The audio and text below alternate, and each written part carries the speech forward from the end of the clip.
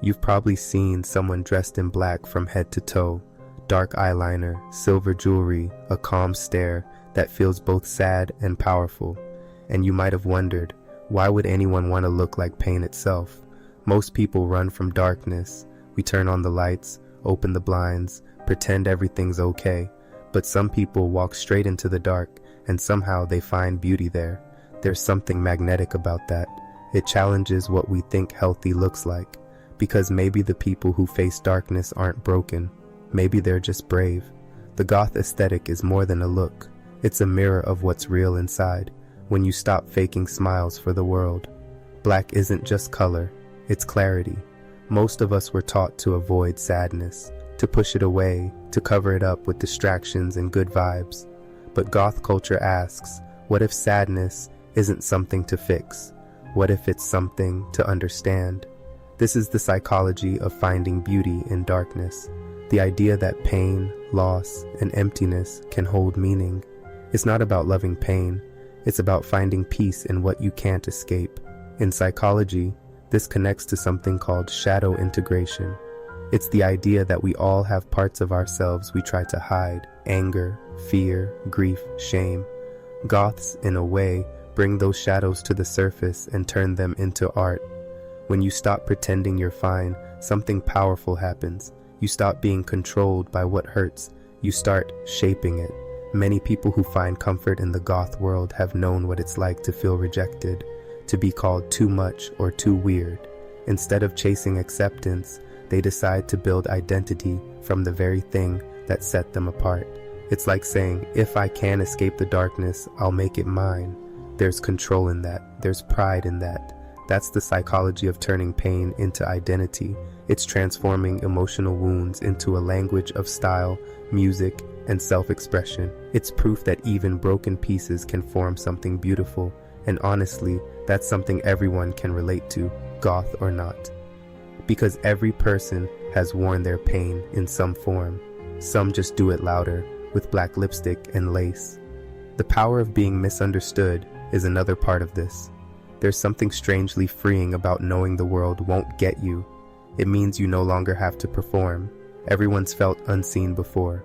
But goths turn that invisibility into identity. They turn being misunderstood into armor. When you know you'll never fit the mold, you stop trying to. You stop hiding your intensity, your emotion, your weirdness. You let the world see what it's been trying to look away from. That's emotional survival. Because when society teaches you to be one thing, smiling, simple, soft, being different becomes resistance. And resistance is powerful. A goth's black outfit might look like rebellion, but it's also honesty. It's saying, I won't lie about how heavy life feels sometimes. It's saying, I'd rather be real than accepted. We live in a culture obsessed with positivity. Good vibes only. Manifest happiness. Stay grateful. But forcing light all the time creates shadows that only grow darker. Maybe goths aren't negative. Maybe they're just done pretending. Maybe they're the ones brave enough to say that sadness has something to teach us. This rebellion against the fake world is deeply psychological. It's not just against others. It's against the false self we build to fit in. The self that says, I'm fine, when we're not. When goths embrace darkness, it's not self-destruction. It's honesty.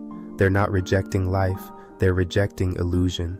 And that's a kind of freedom most people never taste. It's easy to think they're obsessed with pain, but pain, for them, isn't the enemy. It's the doorway to truth. They look at what everyone else avoids, and in that silence, they find clarity. Because when you stop running from darkness, you stop running from yourself. Think about that for a second. Most people fear silence, sadness, or stillness because it makes them feel vulnerable. But those are the exact spaces where understanding begins. That's why so many find peace in the goth world. It's not about staying sad. It's about learning to sit with emotion until it stops scaring you. It's about turning fear into depth. The hidden peace in darkness is one of the most misunderstood human truths. You only realize it when you stop seeing darkness as an enemy and start seeing it as a mirror. It reflects what's real. We all hide things we don't want to face: regrets, heartbreak, memories, but those things don't disappear when we ignore them. They just wait, like shadows, until we finally have the courage to look. That's where the Goth mindset shines. It looks straight into that mirror and says, I see you. And that simple act of recognition, that's healing. You might think it's just about clothes or music, but it's deeper. It's psychological alchemy, turning pain into power, darkness into depth, isolation into art. There's something strangely comforting about that transformation, because it tells us that even the ugliest emotions can serve a purpose. Nothing inside you has to be wasted. Goths embody what many people secretly wish they could do, to express pain without shame, to wear emotion instead of hiding it. In a world obsessed with image, that's radical. They remind us that truth doesn't always look pretty. Sometimes it looks like tears, silence, and black eyeliner. Maybe that's why people stare. Not because they don't understand, but because part of them does. They recognize the honesty in it, and it makes them uncomfortable. Because we all have that dark side we keep hidden. The part that wonders, what's the point? The part that feels too much. The part that never fit in. Goth culture just says, that part deserves to exist too. That's what makes it powerful. It's a permission slip for the human soul. A quiet message that says, your sadness is not a flaw. There's peace in that acceptance. The kind of peace that comes from finally dropping the mask and realizing that wholeness includes darkness too. In psychology, we talk a lot about integration, the merging of all our parts. Goths do that intuitively. They make the shadow visible, and in doing so, they become whole. They remind us that balance isn't about being happy all the time. It's about being real all the time. And real includes both light and dark. Maybe the truth is, Goths aren't obsessed with death. They just understand life better. Because to love life fully, you have to accept that it ends. To feel deeply, you have to face what hurts. That's what the dark aesthetic really represents. Depth, honesty, and the courage to feel.